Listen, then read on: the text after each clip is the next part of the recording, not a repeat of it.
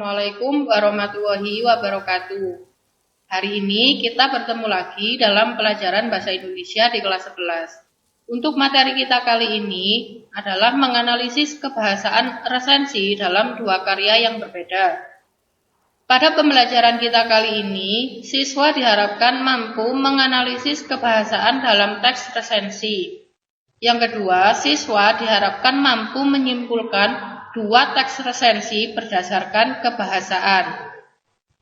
Untuk yang pertama, menganalisis kebahasaan dalam teks resensi.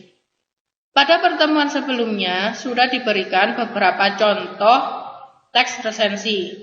Nah, dari contoh-contoh yang sudah disebutkan pada pertemuan sebelumnya, sudah tampak bahwa teks resensi memiliki kaidah-kaidah kebahasaan.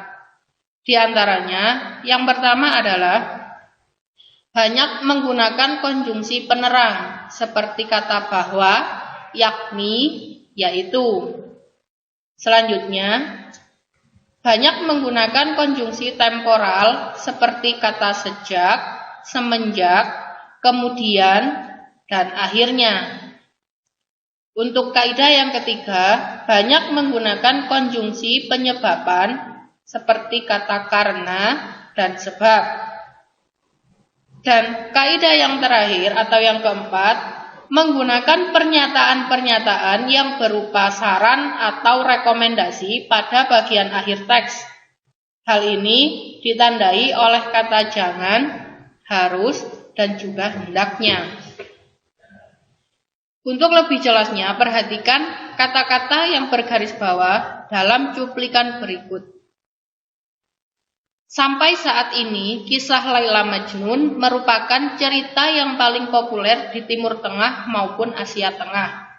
Di antara bangsa-bangsa Arab, Turki, Persia, Afgan, Tajik, Kurdi, India, Pakistan, dan Azerbaijan. Kepopuleran kisah ini memberi inspirasi banyak seniman, baik pelukis, pemusik, maupun pembuat film, menciptakan beragam karya seni yang menggambarkan kisah-kisah Laila dan Majnun.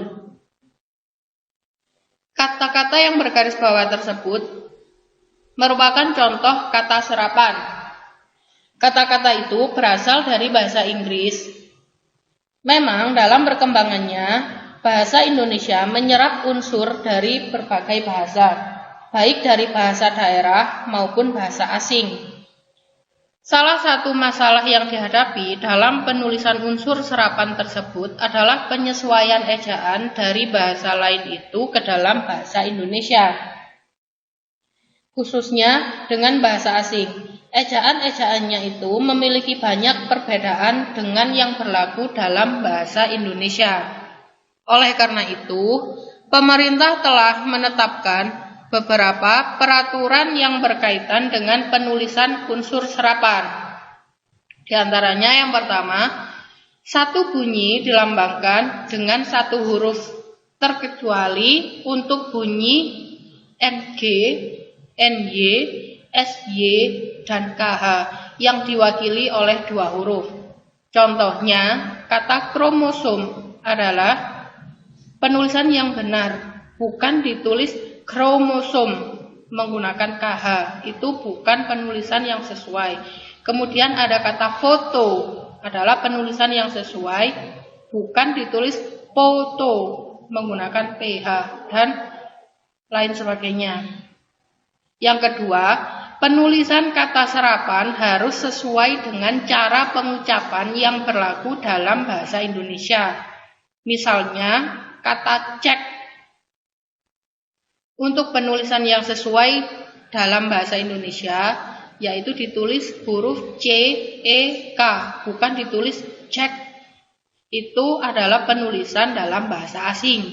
Kemudian ada contoh lagi, kata tim, adalah penulisan yang sesuai dengan bahasa Indonesia, bukan ditulis tim menggunakan T, E, A, M, dan seterusnya. Yang ketiga, penulisan kata serapan diusahakan untuk tidak jauh berbeda dengan kata aslinya. Contohnya, aerob Dalam bahasa Inggrisnya aerob, bukan ditulis aerob. Kemudian kata hidraulik dalam bahasa Inggrisnya hydraulic, bukan ditulis hidrolik. Kemudian ada kata sistem dalam bahasa Inggrisnya juga sistem, bukan ditulis sistem, dan seterusnya. Untuk yang kedua, yaitu menyimpulkan dua teks resensi berdasarkan kebahasaan. Sebelum kalian menyimpulkan teks resensi, kalian harus mengetahui tujuan dari teks resensi tersebut.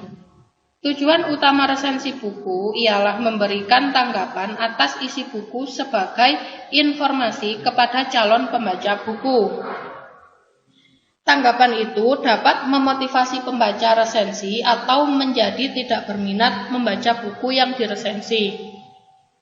Di samping itu, resensi buku merupakan umpan balik bagi penulis buku untuk menyempurnakan isi buku tersebut pada edisi terbitan berikutnya.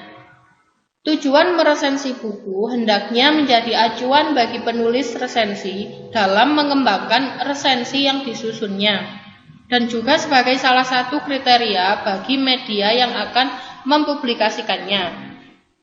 Dalam menyimpulkan sebuah resensi, perlu penguasaan atau teknik tertentu, misalnya menguasai isi buku, memiliki daya analisis, dan menguasai teori tentang buku yang diresensi.